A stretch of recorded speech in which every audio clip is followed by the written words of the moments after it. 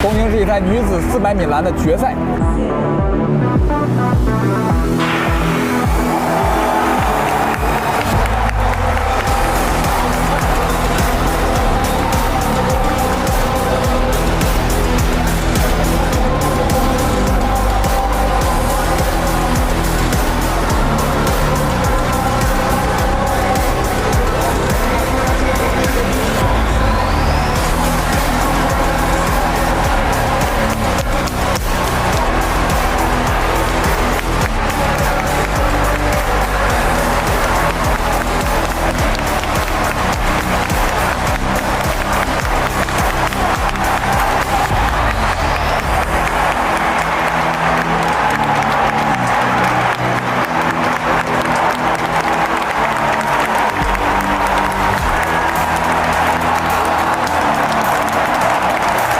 日本东京2025年世界田径锦标赛进入第7比赛日的争夺，多位选手创造了好成绩。女子400米跨栏决赛，由于麦克劳林转战400米平跑项目，荷兰美女波尔成为最大夺冠热门。不过，今天她一开始并不是很顺利，第3个100米还略微落后美国的琼斯。到了刺刀见红的直道，波尔突然加速，瞬间反超，并拉开了与琼斯的距离。最后51秒54，今年世界最佳成绩夺金。波尔继布达佩斯世锦赛夺得该项目金牌后，在日本东京成功实现卫冕。女子200米决赛，美国的杰斐逊展现了强大的冲刺能力，在直道上异军突起，将其他所有对手遥遥甩在身后。21秒68，杰斐逊创今年世界领先成绩，历史排名第8，毫无悬念夺得金牌。几天前的100米决赛，杰斐逊跑出10秒61，历史第4好成绩夺金。她同时成为田径世锦赛历史上第4个同时夺得100米与200米金牌的女运动员。东京世锦赛女子200米的决赛来了，接来看杰克逊7道6道杰克逊，哦，谁抢跑了？直接把他给罚下了。其他人的比赛继续。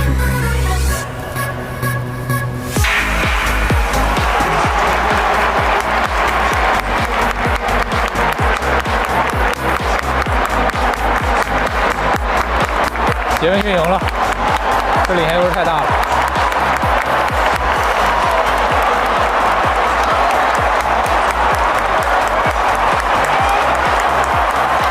21秒69，杰斐逊直接创下了今年世界最好成绩21秒68。男子200米决赛，莱尔斯19秒52夺金。继多哈尤金和布达佩斯之后，东京再次登顶，取得该项目4连冠。同胞肯尼收获尴尬的4连亚，牙买加希望之星内维尔夺得铜牌。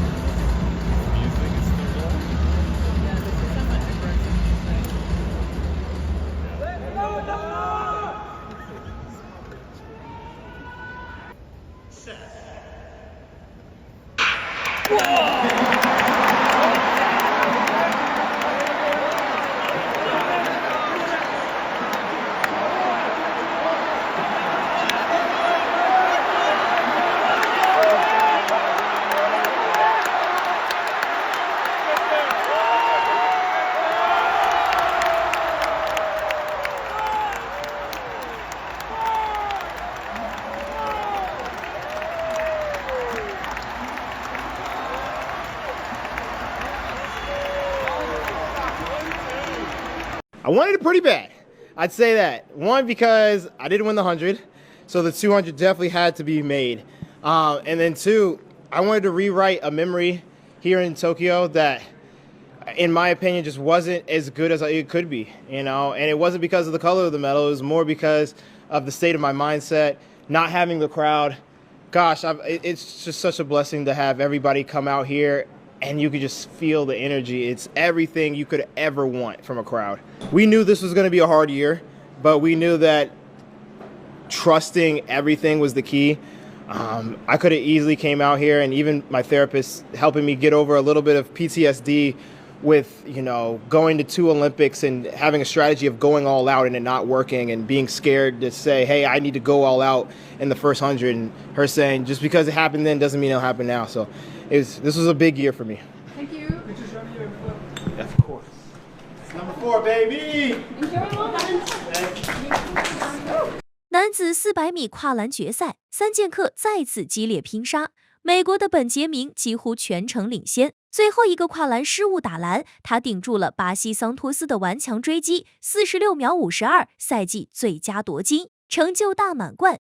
美国日进3金，共11金，在金牌榜、奖牌榜与积分榜上遥遥领先。中国目前为止还是1银2铜。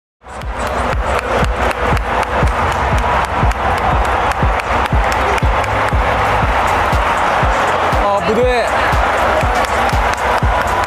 我们现在是排在第2名，本杰明现在是处在第1位。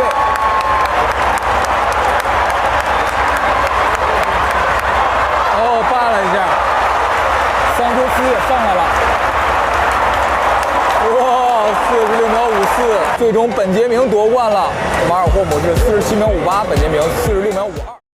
So 4th place in the final. You were working really hard in that finish. I wonder, how the race played out for you. I'd say I planned out for a very good race for me. I'm looking at what we've been through this whole season, and just coming into the final, we lowered our expectations because we didn't have much work to do because it was a back and forth with the injury. So I'm happy with being the 4th fastest man in the world. Can you explain the injury? I mean, we obtained the how do you call it? Just the tendons behind the knee. Every time we try to push off the blocks, we had to stop, start, stop. So, and we also had a grade 2 hamstring, which we tried by all means to recover it, but just being here in the final meant a lot for us. That knee issue, how long has that been bothering you for? Since the first diamond leaks from China, and then we had to go back home, try and treat it. Went to Prefontaine, did our best, went to Monaco. In Monaco, we had that same injury. We just had to push the body through it all so that we can just see how it goes. And then Brescia still, London still, and we just decided, okay, no, now it's time for us to stop.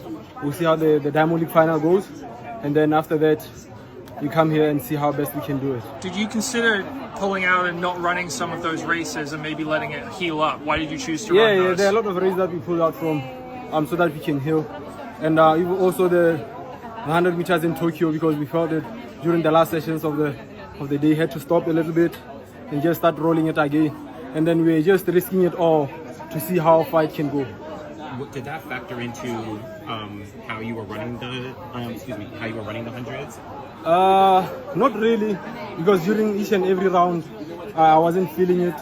Even today, from the heat into the final, I wasn't feeling it. So I believe it just needs some rest to just come up again. So it felt okay today, but you think you missed some training earlier this year? Yeah, missing some training. It has hindered us from being in the model positions.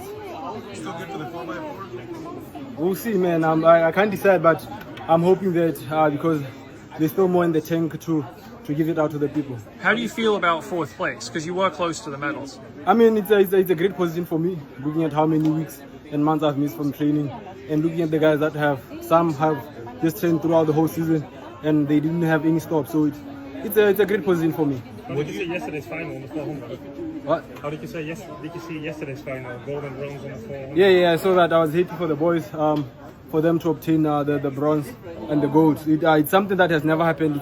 It's a history. I believe Botswana is now the country of history.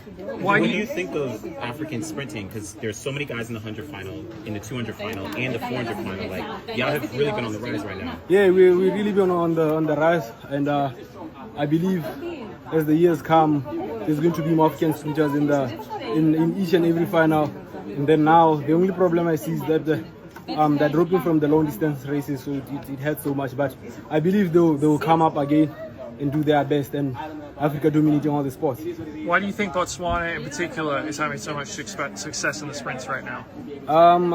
Being hungry to be on top of the world, and people now recognizing Botswana as a country, because back in the days when people asked about Botswana, everybody was relating it to South Africa, but it's something that we didn't want to put out there. We just wanted to show people, oh, there's a country called Botswana.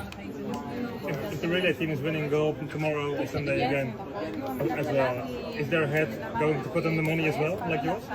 I mean, I can't decide. I'm not the governor. The government is the one that decides those kind of stuff. Would they deserve it?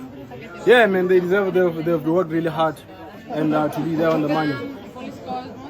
Thanks, let's say.